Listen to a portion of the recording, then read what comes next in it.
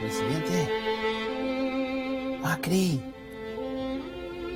Presidente. Pss, pss, pss. Macri. Presidente. Macri. Presidente, el dólar se fue por las nubes. El Fondo Monetario sigue sin confirmar el acuerdo que usted anunció la semana pasada y hay un montón de internas en el gabinete. Los argentinos están esperando que diga algo. Y el presidente habló. Después de un fin de semana de reality show en la Quinta de Olivos con ministros nominados para dejar la casa y otros que se postulaban para entrar, salió a dar la cara en un mensaje grabado. Con el dólar a casi 40 pesos, Macri nos habló a los argentinos con el corazón. Para mí no es fácil. Quiero que sepan que estos fueron los peores 5 meses de mi vida después de mi secuestro. Pero ni por un minuto dejé de hacer lo que estuvo a mi alcance para enfrentar con ustedes lo que estamos viviendo. Los peores 5 meses de mi vida después de mi secuestro. Pobre, ¿no les rompe el corazón pensar lo mal que lo pasó el presidente en estos meses? En estos meses se tomó unas mini vacaciones en Chapadmalal, hizo un safari por Sudáfrica, publicó una foto suya comiendo flan, jugó muchísimas horas al pádel, vio muchísimas horas de partidos de Boca y de la selección y se hizo también un tiempito para instagramear como una estrella de pop adolescente. Profesión frustrada. Bueno, tengo 2. Cantante y futbolista. Hubiese dado mi vida por ser el 9 de Boca. ¿Qué música escucha? ¿Qué series está viendo? Me gusta toda la música. Y las series, estoy fanatizado con Netflix. Me he visto todas. Señor presidente, ¿qué le gusta más? ¿La tita o la rodesia? No, la rodesia, por afán, pero tiene que estar bien, no puede estar húmeda, si no, no. Mira vos, y yo que creía que los que la estaban pasando mal eran los jubilados sin medicamentos, los profesores con salarios de miseria, o los que se quedaron sin laburo en plena recesión. Todos trosco-kirchneristas. Así y todo, Macri habló de las responsabilidades de todos. Bueno, de casi todos. El precio del petróleo en el mundo aumentó. La peor sequía en más de medio siglo. Mala política del gobierno anterior. Venezuela, subieron las tasas de interés en Estados Unidos a un ritmo más rápido. Tema de Turquía, Venezuela y sobre todo en Brasil. Escándalo de los cuadernos. La sequía de este año. Cuestiones que están fuera de nuestro control.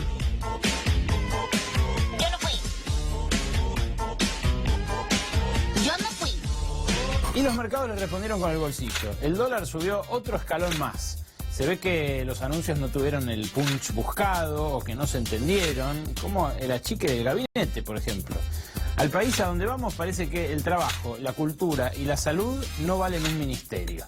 La ciencia tampoco. Eso para los mercados está bien. Lo que ven mal son tantas idas y vueltas, porque desde el jueves hubo rumores de que Marcos Peña se iba, que se quedaba, que se iba, que se quedaba, que se iba. Al final se queda, aunque le podaron bastante las ramas. Sus hombres de confianza, Gustavo Lopetegui y Mario Quintana, dejan el gabinete. Otros funcionarios también cayeron en la poda, como el rabino Bergman, por ejemplo. Pobre, lo arrancaron de raíz. Duhovne, en cambio, es de los pocos que sigue bien enraizado en el gobierno, con cargo de ministro y a la cabeza de la economía. Mientras lo banque el fondo. Él también hizo sus anuncios. Entre ellos llamó la atención esta peculiar versión de la resolución 125.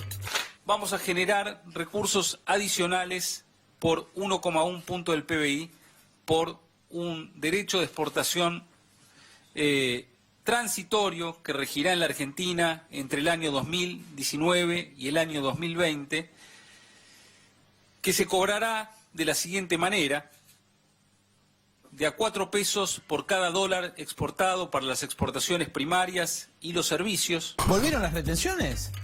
Ni. Es como un cover de esas bandas tributo que suenan muy parecidos al original hasta que un amigo bien fanático te aviva de que no lo son. Y bueno, nuestra amiga fanática en este caso es Elisa Carrió. ¿Qué opina de las retenciones? Lo que se aplica es 4 pesos por dólar, porque miren, si nosotros sacamos dólares y no entran dólares, no hay dólares. Entonces esos 4 pesos por dólar, con un dólar a este precio, que además esos 4 pesos son pesos, no son dólares, está, con lo cual terminan devaluándose en un año. La diputada no tiene filtro, de eso no hay duda, pero no solamente a ella se le escapa lo que tantos piensan y no dicen. A Duhovne también se le escapó la tortuga, Mirá. Una presentación que se filtró antes donde se estimaba que Hacienda estimaba una contracción de la economía de 2,5 para este año y de 0% del PBI para el que viene, y una inflación del 42% también para este año. Quiero saber si por lo menos sus datos están cerca de esos números. Gracias. No, es material de trabajo no público que no podemos comentar. Hemos hecho muchas estimaciones, hemos tenido muchos cálculos a lo largo de los últimos días. Los números con los que trabajamos son los que estamos presentando aquí. ¿Escuché mal o el ministro no negó que la inflación se vaya a ir al 42%? Aclaró que eran documentos de trabajo y no públicos, eso sí. O sea que la idea era que no nos enteráramos ni vos, ni yo, ni los gremios que firmaron paritarias al 15%. Y claro, ni nosotros ni los mercados vamos a reaccionar con calma si el piloto se pregunta como Homero Simpson, ¿eso lo dije o lo pensé? Por las dudas, anoche, antes de viajar, Duhovne volvió al programa donde era columnista antes de ser ministro. Como están las cosas, siempre conviene dejarse una puertita abierta por si te quedás sin laburo. Sobre todo si tu jefe ya está entrevistando a otros candidatos para tu misma función. Tierra fértil la Argentina, ¿no? Ideal para que crezcan los brotes verdes.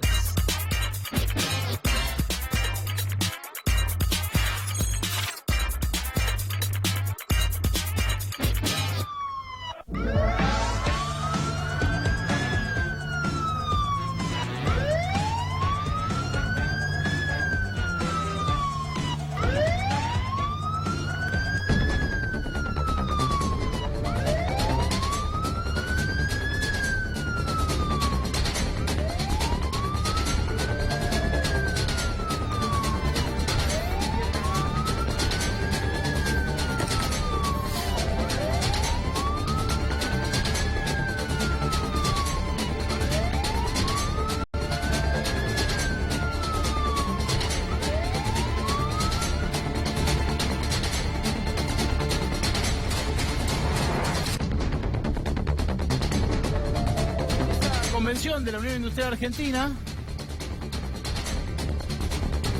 se subieron a un montacargas el ministro de la Producción, varios empresarios importantes y una invitada vasca. Un ascensor, en realidad, un ascensor que tenía que unir el piso de arriba con el de abajo del Parque Norte. El ascensor se desplomó. El ministro de la Producción y el Trabajo estaba arriba. Pero no fue la única metáfora. En el escenario, el ministro de la Producción compartió cartel con un empresario que hace 10 días nada más admitió haber pagado coimas multimillonarias al anterior gobierno para obtener un trato diferencial en una negociación con Venezuela. Para completar ese día de metáforas, se nos ocurrió mostrar otra realidad muy acuciante, que es la de los bomberos voluntarios. Hace un par de meses los bomberos voluntarios hicieron un manguerazo en el Congreso. Y hoy nos enteramos que por el ajuste, en esta Argentina que se incendia,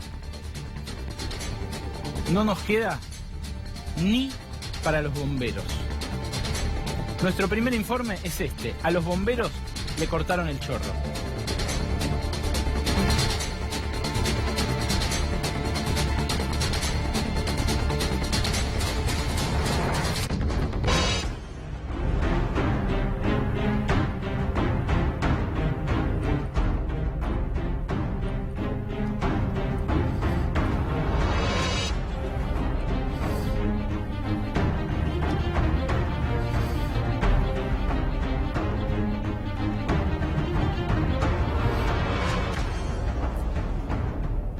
Son los que están en los incendios, los que están en las catástrofes, los que aparecen en las inundaciones. Poca gente sabe que no cobran, en su mayoría, por trabajar. No cobran porque tienen otros trabajos, se dedican a otras cosas también. Son los bomberos voluntarios. Acá en la ciudad los bomberos son básicamente policías, pero en casi todo el país los bomberos son médicos, son enfermeros, son comerciantes, tienen algún otro trabajo. Carlos Alfonso es el presidente de la Confederación Nacional de Bomberos Voluntarios y vino a compartir su realidad, que es la realidad de gente que no tiene para estos equipos, para estos cascos, para, bueno, el equipamiento que el Estado Nacional sostiene para que esta gente lleve adelante su trabajo, insisto, de manera voluntaria. A esto llegó el ajuste en tiempos del Fondo Monetario. Y miren qué precipitadamente. ¿Qué tal, Carlos? Gracias por venir a Brotes Verdes. ¿Qué tal? Buenas tardes, buenas noches. ¿De dónde es usted? De la provincia del Chaco.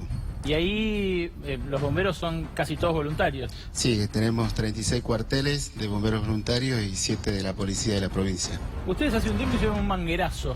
Sí. ¿Qué reclamaban?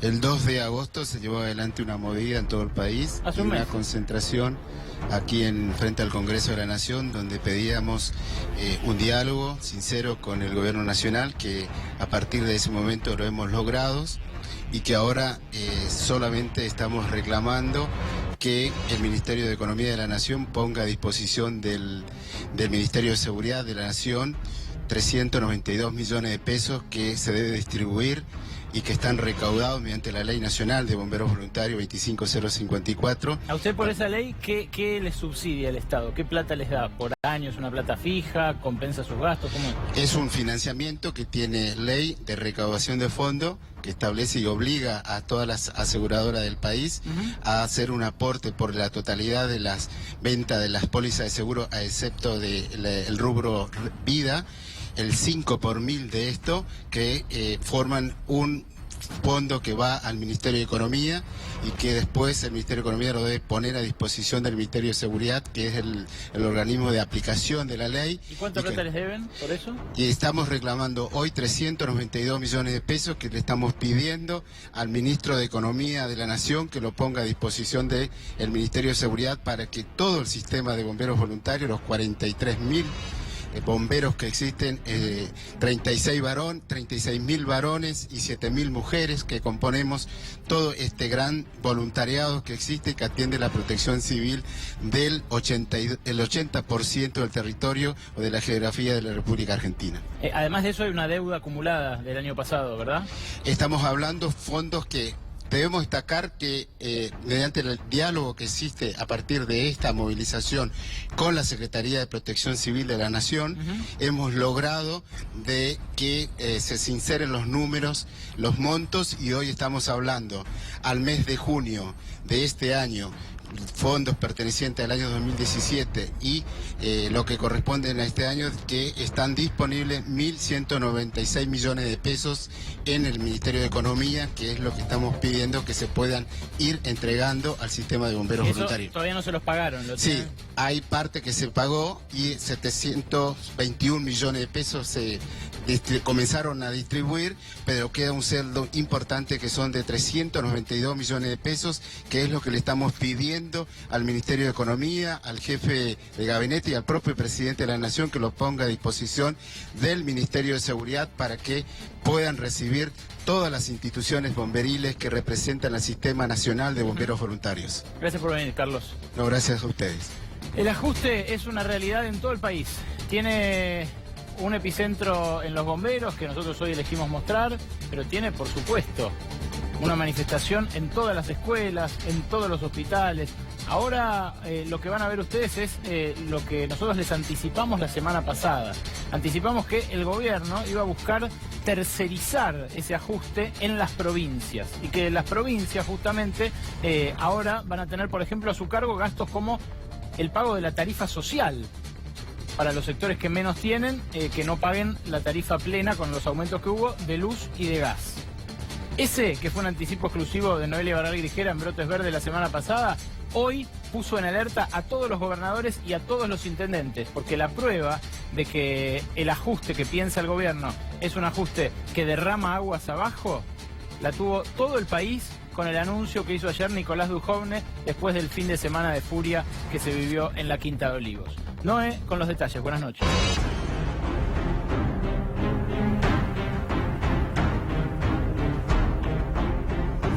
Así es, Ale, efectivamente, como anticipábamos el martes pasado, la idea del gobierno es tercerizar parte del ajuste, una parte muy grande del ajuste en las provincias, en los municipios. Hay mucha preocupación, hay 4,2 millones de hogares en toda la Argentina que reciben hoy por hoy la tarifa social en el servicio de energía eléctrica, y esos 4,2 millones hogares van a tener que ver qué pasa, qué deciden en cada caso sus gobernadores, sus intendentes, respecto no solo de la tarifa social de la energía eléctrica, sino también del transporte interurbano, que son los dos temas que anunció Nicolás Dujovne les va a traspasar a las provincias y a los municipios. La semana pasada, Noé, hablamos de el Fondo del Incentivo Docente, que es una de las intenciones del gobierno de ajustarlo, que nació justamente como un complemento de la nación para las provincias que no le podían pagar el salario completo a los docentes. Exactamente, eso todavía queda para discutir en el presupuesto. Nosotros lo que anunciamos la semana pasada era todo para discutir en el presupuesto 2019, pero la crisis se aceleró y también se aceleró parte del traspaso del ajuste a las jurisdicciones del Estado Nacional a las provincias. Te propongo que veamos en un recorrido rápido cómo están enfrentando los gobernadores y los intendentes esta novedad, pensándolo desde la tarifa eléctrica.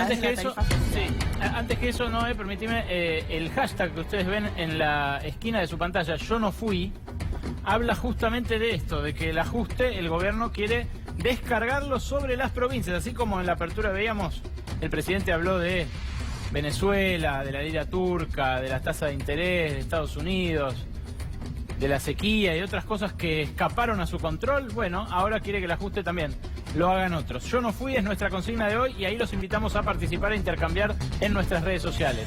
Acá lo que estamos viendo, Ale, es en promedio cuánto recibe cada beneficiario de la tarifa social de la energía eléctrica en las distintas jurisdicciones del país. En el área metropolitana son 451 pesos, lo dice ahí el gráfico. El área metropolitana es dentro de todo la que está mejor preparada para recibir este traspaso, porque además María Eugenia Vidal, Horacio Rodríguez Larreta lo venían hablando con el gobierno justamente a partir de un pedido de los gobernadores para que se hagan cargo de Edenor y Edesur, de los usuarios de Edenor y Edesur, y en este caso se van a tener que hacer cargo también de la tarifa social.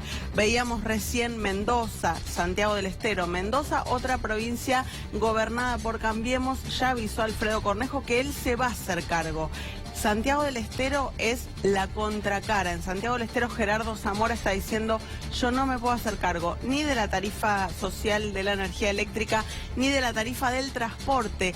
Si a Santiago del Estero le quitan los subsidios al transporte, el gobernador está viendo que se va a duplicar el pasaje en colectivo en Santiago del Estero. ¿Cuánto dijiste? Duplicar el pasaje de transporte en Santiago del Estero si le quitan los subsidios al transporte. Porque esto es lo que hay que entender. ¿Cuál es la mecánica? La mecánica es, el Estado Nacional se ve obligado ahora a apurar el ajuste. Para eso cuenta con una aliada, vení, seguime. Cuenta con una aliada importante. Esta. Ustedes la conocen. Es la licuadora del gasto. Claro, la devaluación hizo que lo que antes representaba más del gasto, ahora va a representar mucho menos. ¿Por qué? Y bueno, porque lo licuamos. En dólares, el gasto, así como las retenciones también son retenciones licuadoras, las vamos a ver más adelante, porque a medida que sube el dólar, la retención en pesos pasa a representar menos. ¿Por qué? Porque se agregó toda esta agua. Bueno, con el gasto pasa algo parecido. Si la devaluación hace que todos nuestros sueldos sean más bajos, que todos seamos más pobres, que todo valga menos, también lo hace con el gasto público. Claro, se va recaudando sobre los precios nuevos, en el caso de la recaudación de impuestos al consumo, por ejemplo, pero los gastos, si bien pueden llegar a ajustarse, se ajustan menos y resultan licuados en el total. Bueno, además de eso, además de esa aliada de la licuadora, el gobierno lo que quiere es que parte de los gastos que hace hoy los hagan las provincias, Lo que pasa es que las provincias en muchos casos están quebradas. ¿Cómo no una provincia podría pagar lo que hace falta pagar, por ejemplo, para sostener la tarifa social si no tiene más que para sus empleados? Y además lo que dicen las provincias es, a nosotros no nos avisaron, acá no es que están transfiriendo el gasto, acá el Estado Nacional está diciendo, yo esto no lo pago más, que alguien se haga cargo. Entonces también hubo mucho malestar con los gobernadores porque se enteraron por televisión, los que habían visto brotes verdes la semana pasada se enteraron antes, pero se enteraron por televisión de que Nicolás Dujovne estaba tomando finalmente la decisión de efectivamente hacer este traspaso de gastos. Te decía, Santiago del Estero está diciendo, yo no sé cómo voy a afrontar esto. Santa Fe también está diciendo, yo no sé, voy a intentar afrontar este gasto, pero no sé de qué manera voy a poder afrontarlo. En Santa Cruz impacta un poco menos, pero ¿por qué?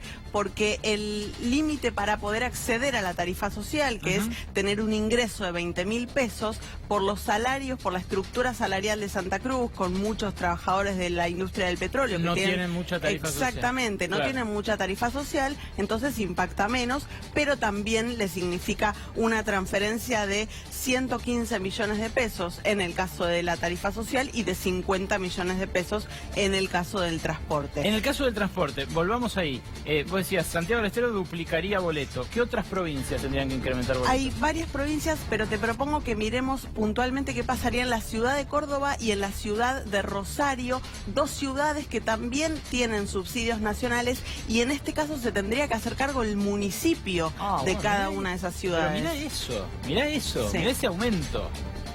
Bueno, fuertísimo. Esto es traducido a tu bolsillo lo que estuvo conversando hoy Dujovne con Christine Lagarde. No queremos hacer demagogia, populismo, no es que... es esto. Lo que a vos te importa es esto. Después sí, hay avatares macroeconómicos que te van a terminar pegando en el largo plazo, nuestros hijos, nuestros nietos, la deuda. En lo concreto, ajustar las partidas de subsidios que quedan, porque ya muchos las recortaron, es esto. En un rato también te vamos a mostrar por qué la herencia de Aranguren, el esquema de Aranguren, es completamente explosivo. Y por qué el gobierno hoy, en la audiencia pública que hubo esta mañana, tuvo que revisar los incrementos que preveía el esquema Aranguren, porque si no en octubre se pudría todo, pero mal. Se pudría todo a nivel... tenía que haber un aumento del 120% en las facturas de gas y no sobre facturas baratas. Está ya con nosotros Diego Bocio, que hoy estuvo en la reunión de gobernadores intendentes, que pasó el día en esas negociaciones, y que es uno de los actores que el peronismo está desplegando para intentar reagrupar la oposición. Pero ¿dónde más no se notaría, para cerrar este informe, de la tercerización del ajuste? Me gustaría que veamos tres boletas simplemente de facturas de energía eléctrica. Las mostrábamos la semana pasada, pero para entender bien lo que significa esto, acá tenemos una factura de energía eléctrica por 1.100 pesos, un consumo muy bajo. Un usuario de la tarifa social le impacta de lleno, le impacta muy fuerte con 250 pesos de tarifa social, que si en este caso su gobernador no se hace cargo del gasto, deberá afrontar. Otra boleta de 2.300 pesos también llega a 250 pesos en el caso de la tarifa social, representaría un 10,7%.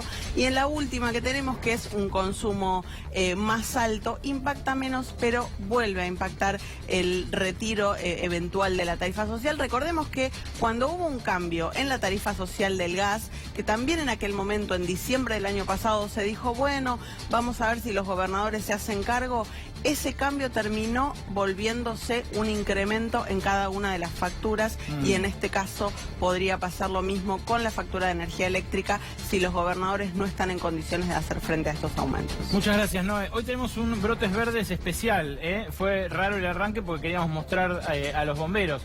No alcanzó ni para la autobomba.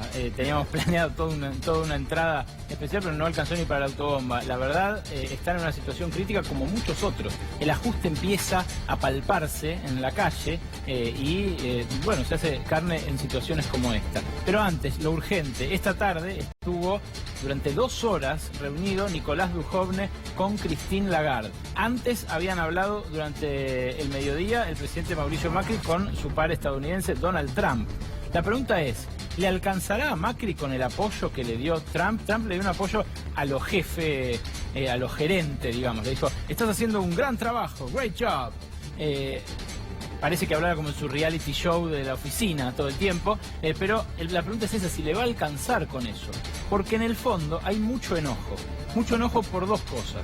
Primero, porque Macri hizo un anuncio la semana pasada de algo que el fondo no había aprobado, que es el adelantamiento del cronograma de desembolsos del famoso crédito de 50.000 millones de dólares en el cual nos metimos hace 2 meses y todavía no sabemos muy bien por qué.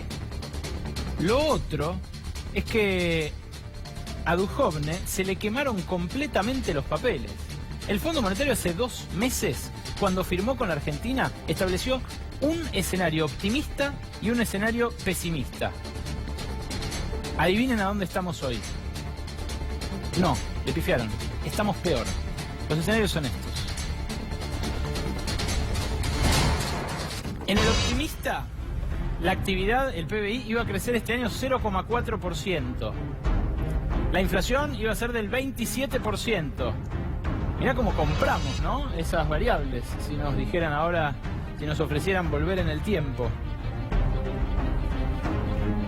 El pesimista era 1,3 abajo, la actividad, o sea, recesión fuerte, inflación del 32%, que era el máximo, y un ratio de deuda pública sobre PBI. Fíjense ustedes cómo la deuda pública en el escenario pesimista es más pesada. ¿Por qué? Y bueno, porque conlleva más devaluación. La deuda es en dólares y nuestro PBI tiene buena parte en pesos, porque es consumo, es lo que movemos nosotros, lo que producimos. Bueno, les decía, ¿cuál fue la realidad 2 meses después? Ahí la tienen. 2,4% de actividad, perdón, es un negativo eso. Las previsiones son las que desplegó Duhovne en un paper fallido que circuló primero y que después finalmente terminó por reconocer él en la misma conferencia de prensa. La inflación 42% y la deuda pública de PBI del 85%. O sea, vení, va a haber mucha más recesión que en el escenario pesimista, va a haber mucha más inflación que en el escenario pesimista, y la deuda va a llegar a casi el 90% del PBI, cuando en el escenario pesimista llegaba a arañar el 70%. Esto es lo que hoy Lagarde le dijo a Duhovne. Ustedes están peor que en la peor situación de todas. Esto es lo que hoy transcurrió en Washington, a donde Luis Caputo, el presidente del Banco Central, decidió no viajar, bajarse a último momento después de las peleas del fin de semana. Ahora te voy a hablar de Caputo, pero antes, primero en C5N.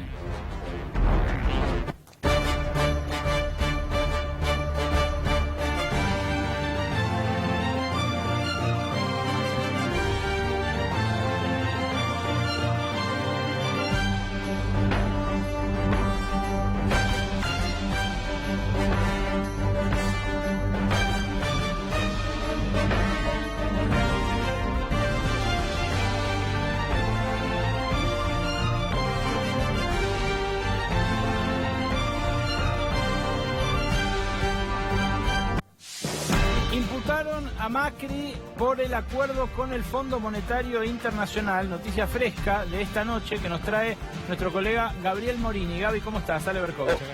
Hola Ale, ¿cómo estás? Así es, como vos bien decís, el fiscal Jorge Dilelo acaba de impulsar una investigación penal a raíz de una denuncia que había interpuesto Claudio Lozano, entre otros, contra Macri y gran parte de su gabinete de ministros, sobre todo los que están vinculados con el área de finanzas, por haber obviado al Congreso Nacional en la firma del acuerdo con el Fondo Monetario Internacional.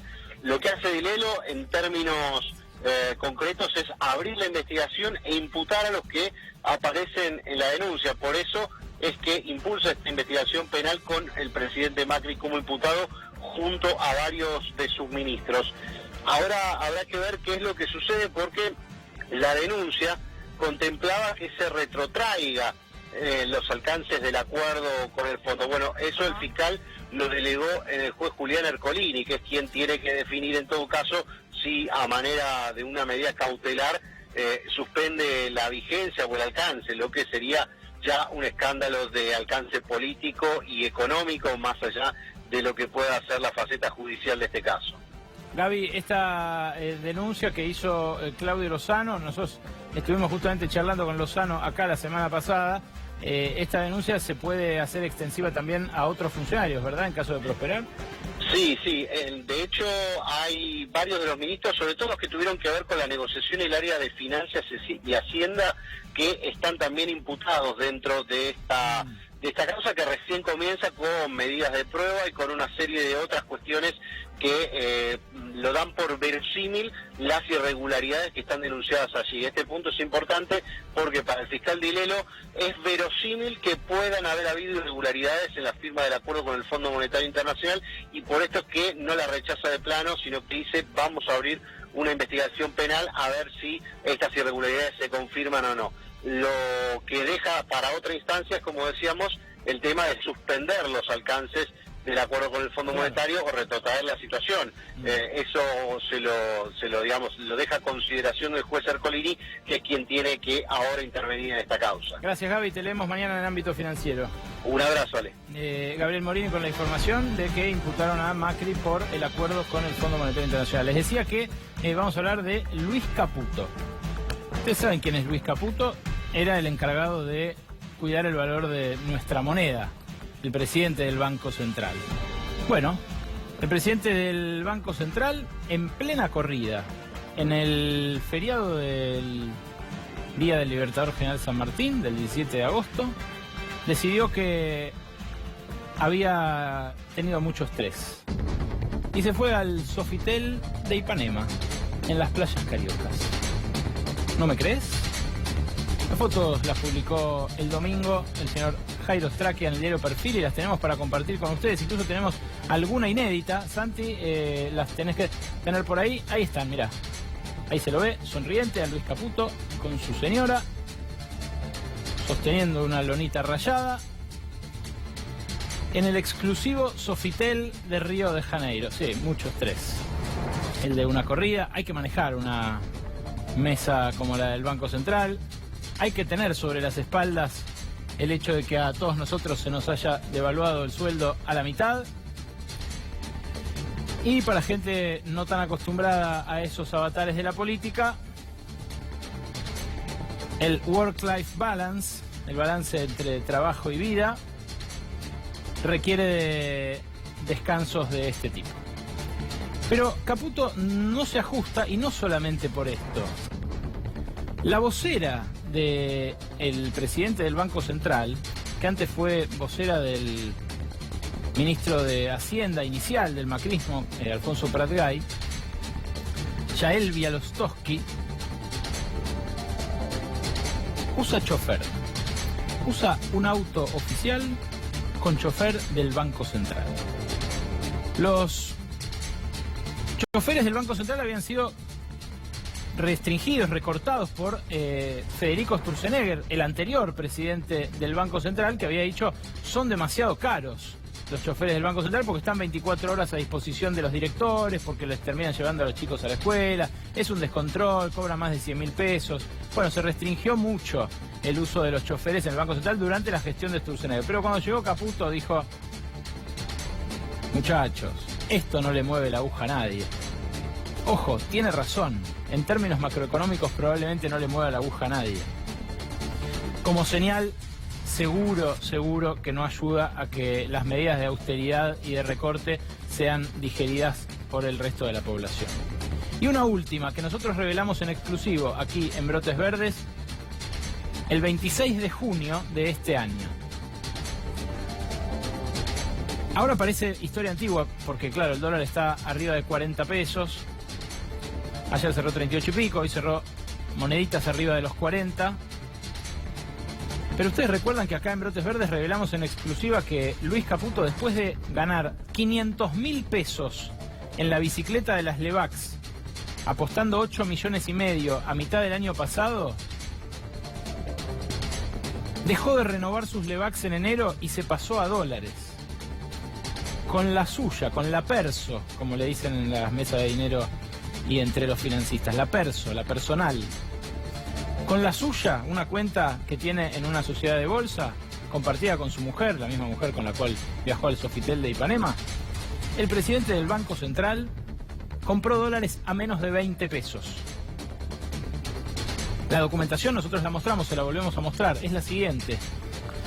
Consta en sede judicial porque Caputo está investigado a raíz de todas sus operaciones financieras por haber movido este dinero. Bueno, ahí tienen Levac interna, vencimiento 15 del 11, vencimiento 20 del 12 y vencimiento 17 del 1. El 17 del 1, esos 8 millones y medio de pesos ya se habían convertido en casi 9 millones, en 8 millones 978 mil. Sí, ¿vieron qué rentable que es la bicicleta? Bueno, ese 17 de enero fue la última vez que Caputo tuvo una Levac. Ese día le liquidaron esa Levac que tenía 273 días de plazo y nunca más operó en ese mercado de las Levac. ¿Qué hacen los financistas cuando salen de Levac? Realizan esa ganancia en dólares. Y eso es lo que hizo Luis Caputo, el hombre que debía cuidar el valor de nuestra moneda. Valía la pena recordarlo porque mucha gente lo recordó en estos días, aquel dato que nosotros, insisto, dimos a fines de junio. Claro, a fines de junio, dolía que un presidente del Banco Central o ministro de Finanzas hubiera comprado a 19, pues ya estaba a 25, pero ahora que está a 40, y duele un poco más, la verdad, para serles franco. Está con nosotros Diego Bocio, el diputado por el peronismo federal. ¿Cómo estás, Diego? Hola, Alejandro, ¿cómo estás? Gracias por venir. Te recibimos con Noé Barral Tijera, a quien, bueno, conocés porque se la pasó trajinando los pasillos del Congreso. Venís de una reunión de gobernadores, de diputados. ¿De qué hablaron?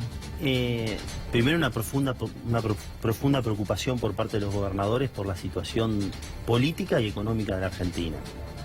Política porque manifestaron claramente que en el momento que está viviendo la Argentina de zozobra, de dificultades económicas, de lo que ustedes describieron en términos de incertidumbre para muchas familias argentinas, no fueron convocados bajo ningún punto de vista a un diálogo, ni tampoco fueron consultados, ni siquiera fueron comunicados de la serie de medidas que se tomaron y que naturalmente afectan a las economías regionales y a los sectores productivos. El gobierno dijo que sí, que está el presupuesto casi acordado, que está todo charlado. La reunión de gobernadores fue claro que la discusión es una discusión mucho más profunda, que independientemente de que los ministros de Economía de todas las provincias han tenido charlas con el Poder Ejecutivo, lo cierto es que no se puede discutir un presupuesto en el plano de lo hipotético.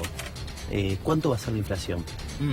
¿Cuánto va a ser el tipo de cambio? Y 42%, dijo Duhovne ayer. A fin de año, estamos hablando del presupuesto del 2019. Digamos, mientras no haya por parte del Ejecutivo premisas claras que den certeza, cualquier tipo de opinión que podamos dar desde el peronismo es una imprudencia total y absoluta.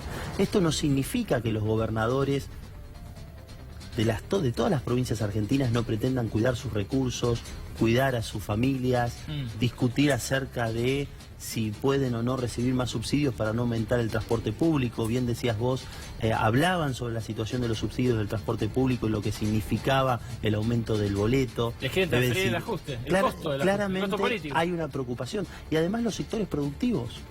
Hay gobernadores que plantearon claramente, se tomaron medidas en materia productiva cuando las economías regionales empezaban a ver cierto horizonte con un tipo de cambio que afectan la competitividad. La caída de los reintegros a las exportaciones hace unas semanas atrás y el aumento de las retenciones en algunos productos que evidentemente la ecuación económica las dificulta. Con lo cual, yo te diría que hay dos aspectos centrales que se destacaron hoy. La primera es un gobierno que no se quiere dejar ayudar, un gobierno que ha tomado decisiones de manera solitaria, un gobierno que tiene evidentemente problemas en su coalición gobernante, lo hemos visto todo el fin de semana, con el radicalismo, con muchos diputados incluso haciendo distintos tipos de declaraciones públicas acerca del gobierno. Y el segundo, un gobierno que no da la previsibilidad para algo que me parece que no estamos hablando y que me parece muy importante, Alejandro Noelia, que es que sigue la corrida cambiaria. ¿Para vos va a seguir? Es que sigue. Hoy se vendieron millones y cientos de millones de dólares en el Banco Central. Las reservas cayeron 940 millones de dólares. Evidentemente, esto como... Yo tengo hijas chiquitas. Cuando tienen fiebre, va a la cama, le ponemos un trapo frío prendemos la bañera por si hay que bajarle la fiebre más abrupto y le damos ibuprofeno. Digamos, el gobierno tiene que parar la corrida cambiaria y para eso tiene que dar certeza política y tiene que tener básicamente una lógica económica que le dé previsibilidad y futuro. Y evidentemente la sociedad y los argentinos no están confiando no solo en el peso, sino que evidentemente están teniendo algún tipo de incertidumbre con respecto al futuro. Pues no si se es... puede planificar nada mientras esté la fiebre. No sé si soy claro. Ni siquiera se puede Si vender y todos los comprar días, nada, si claro. la Argentina piensa todos los días, cada 20 minutos cuánto está el dólar, ¿cómo podés planificar un ¿Y qué presupuesto? sería, por ejemplo? ¿Cómo podés planificar políticas productivas? ¿Qué ¿Cómo harías, podés algún control planificar? del tipo de cambio?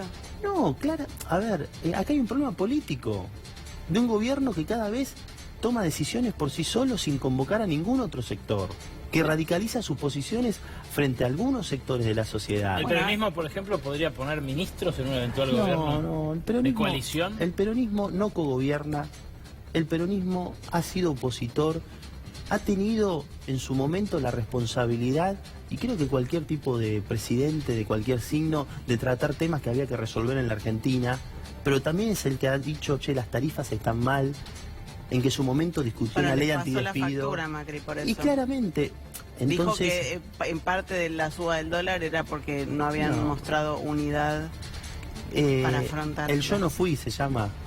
Me parece que Macri se tiene que hacer cargo de todas las cuestiones que efectivamente están pasando por Ahora, estos días en la Argentina. La oposición al principio, porque es cierto que ahora marcaron lo de las tarifas, en su momento discutieron la reforma La jubilatoria. ley antidespido La ley antidespidos. fue en el año 2016. Al principio no fueron demasiado permisivos con Macri.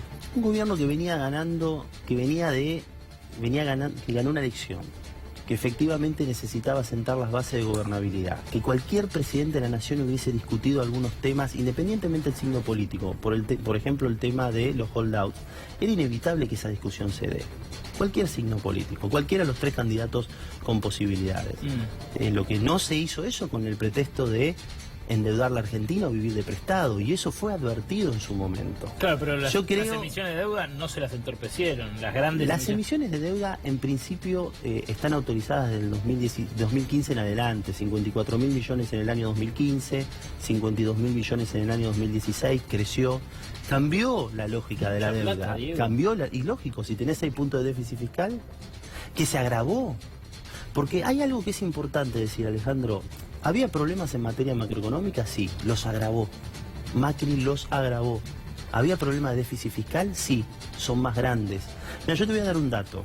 En el año 2015, de cada 100 pesos que se recaudaban, 6 iban a pago de servicios de deuda, es decir, intereses.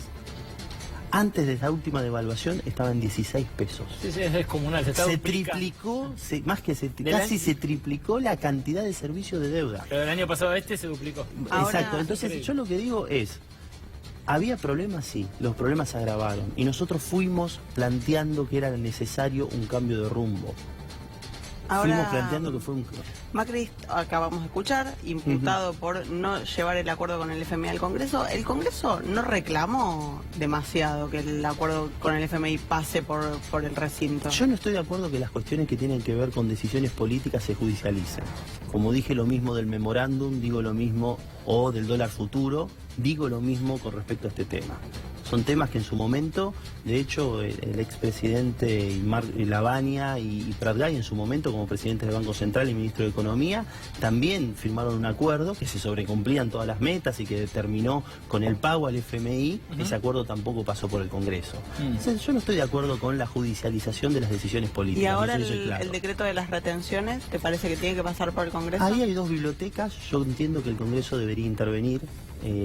Las facultades delegadas se terminaron en el año 2010 y evidentemente en servicios seguro que el Congreso tiene que intervenir, y todo lo que tiene que ver con mercancías evidentemente tiene que ser una facultad en donde se discuta en el Congreso. Pero es mucho más profundo, porque todas las decisiones que se están tomando, muchas de ellas se están tomando de espalda al Congreso de la Nación y afectan economías regionales, afectan pequeños productores, y les puedo asegurar que la situación está mucho más compleja de lo que advertimos, porque si bien vos estás hablando de cuestiones que tienen que ver con el tipo de cambio, que tienen que ver con el termómetro financiero, todo eso después tiene un correlato en la economía real. Diego, el fin de semana, la verdad, muchos tuvimos miedo que el gobierno colapsara.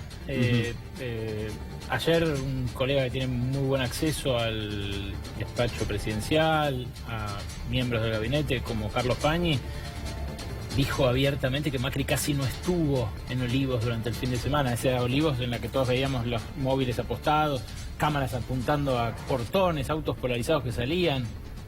¿Quién gobierna la Argentina? Yo creo que es importante que el gobierno escuche, que deje de ser soberbio, que el gobierno se deje ayudar, pero no por la dirigencia política, por millones de argentinos que realmente están angustiados y que requieren una solución que sea mucho más profunda que veamos un show de quién es y quién no es ministro, y desde afuera dirigentes de la propia coalición gobernante planteando este sí, este no, este buen funcionario y este no. ¿Y de qué no manera lo funcionario. ayudarías? Cuando decís que se deje ayudar, Lo primero, ¿sabes qué pasa, Noelia? Lo primero que tiene que pasar es que el gobierno se tiene que dejar ayudar. El gobierno tiene que convocar ciertamente a todos los actores políticos. Pero no solamente al peronismo, que en algún momento dio testimonio de diálogo, que convoque también a otras fuerzas políticas, a todos, que convoque a todos, y que efectivamente en esa mesa quieran, bueno, puede ser, a ver, puede ser el kirchnerismo, puede ser Unidad Ciudadana, no es solamente, puede ser Cristina Fernández de Kirchner, si querés que la nombre con todo. No. A ver, separemos las cuestiones políticas, no. A ver, vamos por parte. Son dirigentes políticos y son cuadros políticos que tienen una valoración importante de un sector de la sociedad. Que tenga diferencias políticas no significa que uno no reconozca la valoración. Lo que creo es lo siguiente: el diálogo y la discusión entre iguales es mucho más fácil. Lo verdaderamente importante en la Argentina es poder dialogar entre los diferentes, y esto es para todos, porque de la grieta ganan pocos y pierden los 44 millones de argentinos. Y el gobierno, que es el primero que profundiza la grieta, que es el primero que profundiza una situación muy compleja en la Argentina que tiene que ver con las divisiones, tiene que lograr gobernar para los 44 millones de argentinos. Entonces yo lo que pretendo es que el gobierno convoque a todos. Que convoque a todas las miradas. Y también ahí vamos a ver quién realmente está dispuesto a debatir y quién realmente tiene otros intereses. Quién realmente está dispuesto a ceder, porque en esto todos tienen que ceder. Última, digo, ustedes, los peronistas del más variado pelaje, de ustedes, Cristina de Kirchner, otros sectores, ¿pueden llegar a construir juntos una alternativa de gobierno en caso de que Macri termine de mostrar que no es capaz de llevar esto a buen puerto? Te soy sincero, Alejandro, nosotros estamos trabajando en una alternativa distinta. Hay dirigentes políticos desde Urtubey a Massa, pasando por Mansur, Uñac, o Schiaretti, o el propio Miguel Ángel Pichetto, que hoy estamos trabajando en una alternativa distinta. ¿Y tú estás seguro que Urtubey, por ejemplo, no haría una alternativa con Vidal? Mirá, hay diferencias en todos los espacios políticos, naturalmente, y hay matices, y no todos opinamos dentro de un espacio político que está en formación y que no... Recordá que para nosotros es mucho más fácil estar en el poder que no estar en el poder, y eso complica y genera una horizontalidad distinta. Bien. Ahora bien, las diferencias están en todos los lugares, porque ¿sabés qué? Yo he visto a diputados del kirchnerismo votar en contra del acuerdo fiscal, pero también he visto a gobernadores kirchneristas aprobar y firmar el acuerdo fiscal. Entonces me parece que los matices están en todos los espacios políticos. Diego Bocio, muchas gracias por venir. No, gracias a usted. El gobierno de la comunicación, los que mejor sabían administrar las redes sociales, administrar el discurso, construir un nuevo relato del siglo XXI, hizo agua como nunca durante la última semana. Y esto lo analizamos como siempre con Luciano Galup.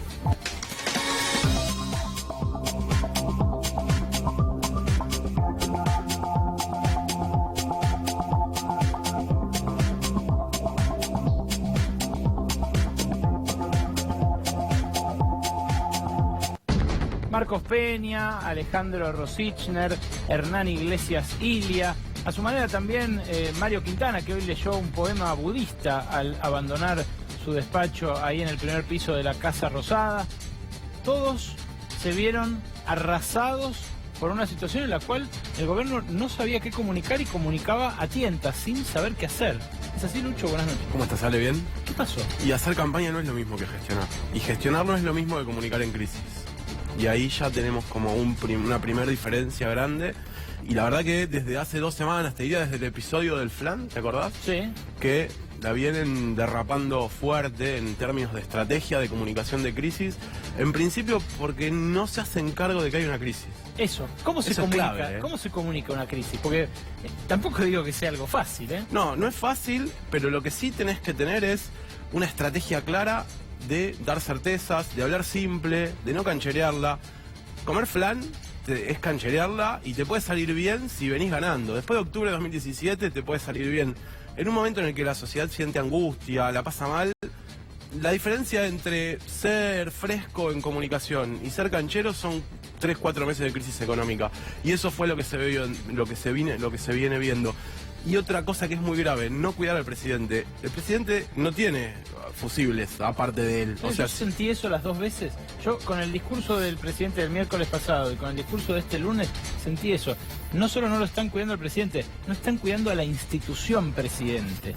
Si el presidente sale así, balbuceante, anunciando algo que no estaba confirmado, dubitativo, tembloroso, y qué sé yo, no se, me parece que no se perjudica solo Macri. No se perjudica solo Macri, nos perjudicamos todos, porque Macri es el interlocutor también con el exterior, con el Fondo Monetario, pero aparte están cuidando más a algunas figuras del gabinete que al propio presidente, del desgaste. ¿Es eso? Y el desgaste de Macri en poner la cara es bastante distinto al de, por ejemplo, Marcos Peña. Si bien tiene desgaste político, no está poniendo la cara igual que el presidente. El gran sobreviviente, ¿no? Porque tenemos algunas placas, si querés, de ver cómo se devaluó la palabra presidencial. Primero, ¿cómo reaccionó el dólar? Macri habló el 29 de agosto. El dólar estaba a 34. Ese día saltó a 39. Después habló el 3 de septiembre. El dólar estaba a 38, saltó a 39. Esto es un problema, porque lo que trató de llevar Macri fue tranquilidad a los mercados. ¿Pero vos decís que fue el discurso? No digo que haya sido el discurso, lo que digo es que si vos pones a tu presidente, que es tu as de espada, a llevar tranquilidad y te pasa esto, ya tenés un problema, porque la ciudadanía empieza a sospechar. Y empieza a sospechar porque lo que Macri dijo no estuvo relacionado a, de nuevo, comunicar una crisis, hablar simple, claro y decir quién, cómo, cuándo y cómo iba a resolver el problema, sino que, de nuevo, discurso de campaña. El gobierno está teniendo un problema que es que si pensás en octubre de 2019, más que en octubre de 2018... ¿Qué te pasa? Vas a llegar a octubre de 2018 bastante golpeado. Tenemos otra placa ahí que... alrededor del tema de las certezas. Mirá lo que pasó ayer con el discurso de ayer. Esto es un detalle, pero... querés dar certezas. Sí. Querés decir soy serio. Sí. Estoy en una crisis y hablas tarde. Y la conversación alrededor de tu conferencia de prensa empieza... con que estás arrancando tarde. Bueno, es que ayer... Las desprolijidades son gigantes. Es que ayer a la mañana era desesperante porque abrían los mercados. Macri tenía prevista la conferencia a 8:30, Duhovne 9:45 y la de Macri anunciada oficialmente por Jefatura de Gabinete a las 9:30 todavía no había ocurrido. Entonces, claro, sí, a las 10 abría el mercado. Pero acá aparte, ¿qué pasa cuando no empezás a dar certezas? Empiezan los rumores. Los rumores eran que la grabó 2 veces, que la primera vez la grabó mal, que le salió mal, que tenían 2 versiones. Cuando vos estás en crisis, tus voceros no tienen en claro qué tienen que decir y dejás espacios vacíos para que el periodismo y la sociedad los completen, empiezan los rumores y los rumores obviamente te lastiman porque la lógica misma te va llevando a problemas. Y mirá puntualmente del discurso, porque decíamos no hay registro de que hay una crisis. Mirá lo que decía Macri, ¿la culpa de quién es? A ver. De los argentinos. También otras dudas las generamos como argentinos, porque no fuimos capaces de mostrar unidad en nuestro compromiso de avanzar con las reformas estructurales. Me refiero a que se aprobaron leyes que destruían el presupuesto aprobado. Y eso obviamente generó un impacto negativo, un impacto que aumenta la percepción de riesgo de la Argentina. Y el dólar empezó a subir. Ante esta situación reaccionamos rápido. Le pedimos ayuda al Fondo Monetario Internacional. Era de los argentinos que no nos unimos. Ahora, esta lógica de que nos tenemos que unir alrededor de lo que Macri quiere hacer también es un problema para la democracia, sí, porque las democracias funcionan con deliberación, con discusión. Si vos necesitas que estén todos de acuerdo para llevar algo adelante, vas a tener un problema. Hicimos una nube de palabras, de las palabras que más dijo Macri, y mirá lo que salta. Tenemos ahí una placa. pocas palabras que se hacen cargo de que hay una crisis. Tenemos, vamos, cambio, cosas del pasaron cosas, pero mucha excusa, mucho discurso de campaña, mucha comunicación livianita y poco hacerse cargo de que estamos en una crisis. De hecho, contamos la cantidad de veces que Macri usó la palabra crisis y las separamos porque pasa algo curioso, que es, dijo 5 veces crisis, 4 veces están vinculadas a la historia de las crisis argentinas y el yo no fui, que abrías vos hoy el programa. Yo no fui el de la crisis. Las crisis son argentinas. Mirá, ahí tenemos una plaquita que muestra cuántas veces usó Macri la palabra crisis y cómo la usó. Los argentinos llevamos décadas de crisis recurrentes, o sea, no es un problema mío. Los argentinos vamos a estar expuestos a cualquier crisis externa. De nuevo, algo externo no es nuestro. Tenemos ahí las últimas 3 veces que usó Macri la palabra crisis. Sí, habló de Venezuela, de la lira turca, de la tasa de interés de Estados Unidos, del petróleo, de la sequía, todas cosas que no forman parte de las medidas de gobierno. Pero ahí lo que decíamos también es, la forma de enfrentar una crisis de comunicación es entender que estás en una crisis de comunicación y explicarle a la ciudadanía cómo la vas a resolver. Algo que el gobierno no está haciendo y que se ve en cómo funciona la lógica diaria de construcción de la información. Empezamos a superar la crisis cuidando siempre a los que más necesitan. No empezamos a superar la crisis. De hecho, la conversación de ayer, la conferencia de ayer estuvo vinculada a que todavía no la habían superado. Crisis hubo muchas y los argentinos lo sabemos muy bien. De nuevo, esta es una más de una larga historia. Esta crisis no es una más, tiene que ser la última. Voluntarismo. Hasta que el gobierno no se dé cuenta de que está en una crisis y explique cómo la va a resolver, la comunicación va a seguir siendo mala. Gracias, Luciano Galup.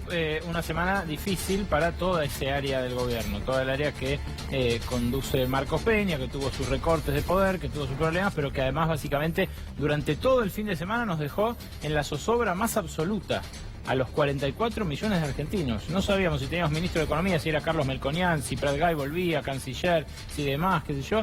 Y en el medio de ese quilombo, del quilombo en las alturas, en Palacio, en la Quinta de Olivos, ¿saben qué está pasando? Están aumentando los precios como locos.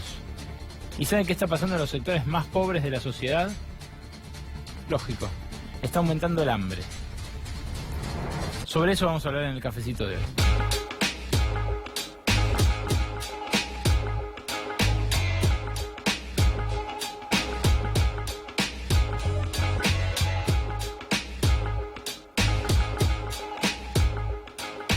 Padre Paco Oliveira tiene la gentileza de haber venido hoy acá a charlar con nosotros. No, por favor, un gusto. ¿Cómo la estás, verdad. Paco?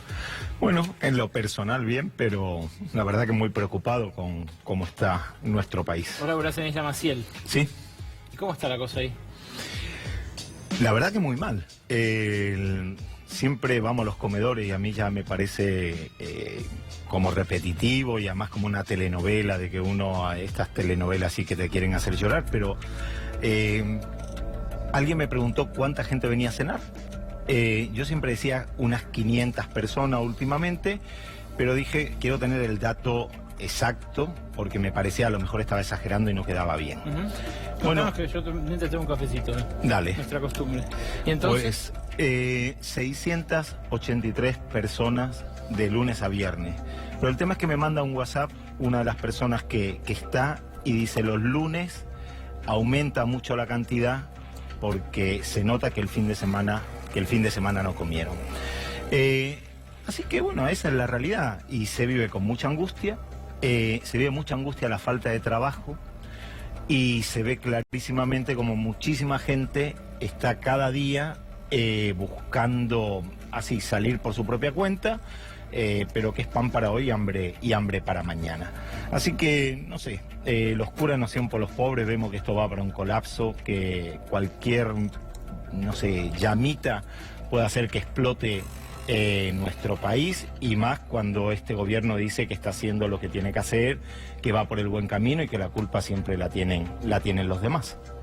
un chico de 13 años, Ismael Ramírez, en Chaco, fue asesinado ayer en medio de, bueno, un intento de saqueo, un intento de robo. Todavía no está claro qué, digamos, en una situación en Chaco donde un grupo de gente quería entrar, no sé si armado o no, todavía no está del todo claro, insisto, no tenemos certeza sobre eso, pero fue asesinado un pibe. pobre. Más allá de que algunos dicen estaba armado, otros dicen que no, insisto, fue asesinado un pibe. Si estaba armado es un fracaso como sociedad nuestro también, me parece. Pero, ¿cómo te sentís frente a eso?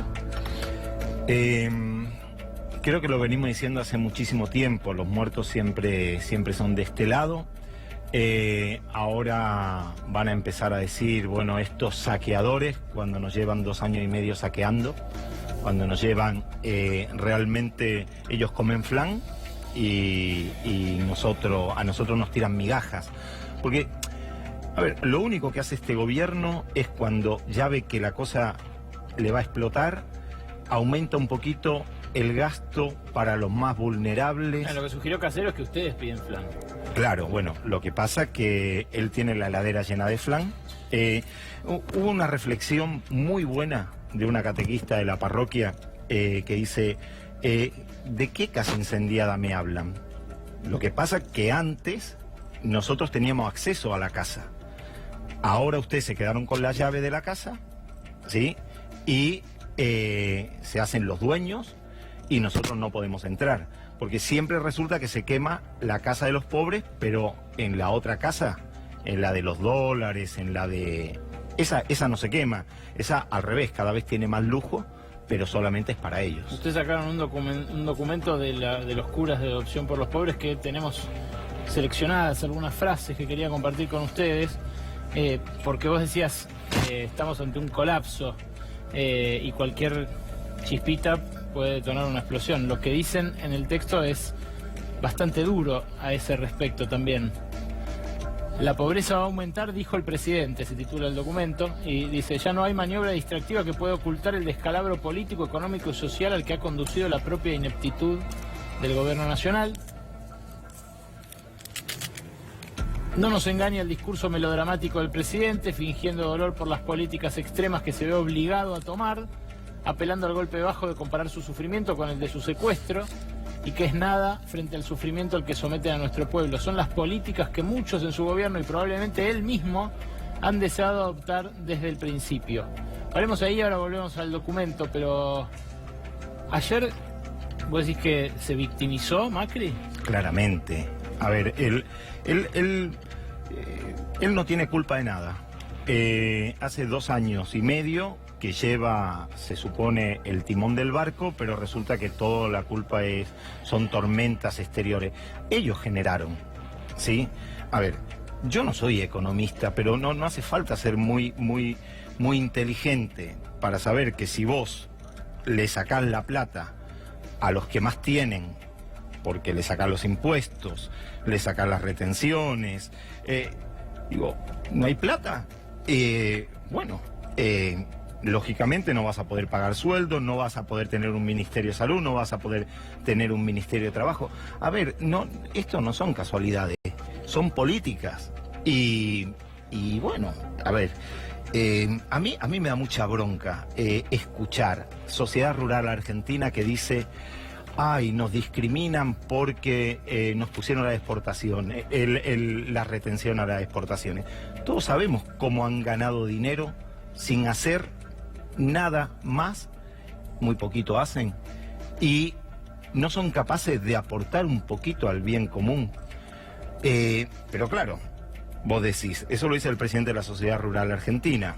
El ministro, bueno, ahora es secretario, pero de Agroindustria es el antiguo presidente de la Sociedad Rural Argentina. Ahora vamos a hablar de instantes. En instantes tenemos un informe especial. Bueno, entonces están atendidos por sus propios dueños. Son ellos, para ellos, y el resto quedamos afuera. Paco, hay una serie de números que quería compartir con vos que son de precios, precisamente. Estas placas son las que muestran esa realidad. Fíjate, las midió el ISEPSI, el Instituto de Investigación de Barrios de Pie, que es una organización territorial. Y ahí se ve, mirá, 20,5% es lo que subió hasta ahora en el año la verdulería, que es lo que menos subió.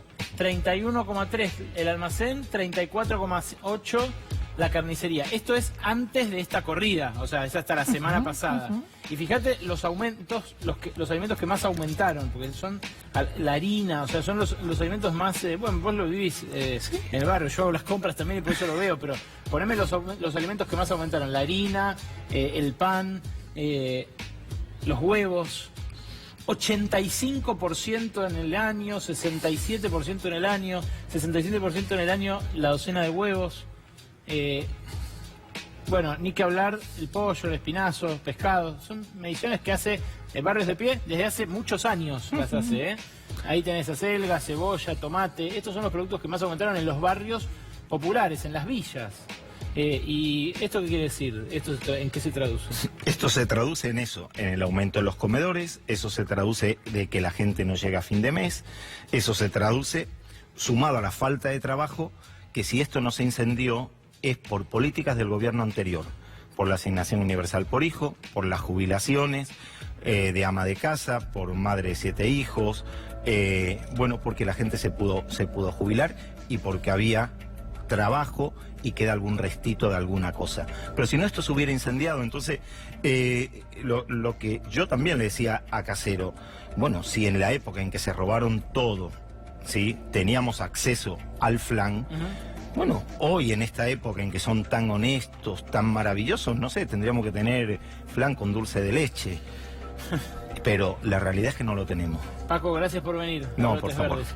Vos quédate ahí, porque este es un Brotes Verdes especial, extra large. Seguimos hasta la medianoche, hasta las 12 de la noche.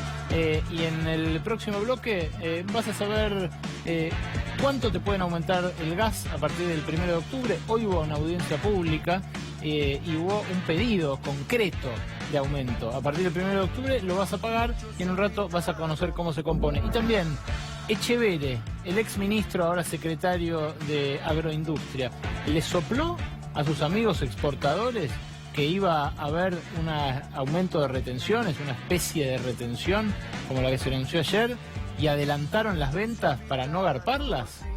Ya hay una causa penal en marcha y quien la inició está acá para conversar con nosotros y contar por qué cree que tiene que investigarse. Quédate porque hay más Brotes Verdes hasta las 12 de la noche.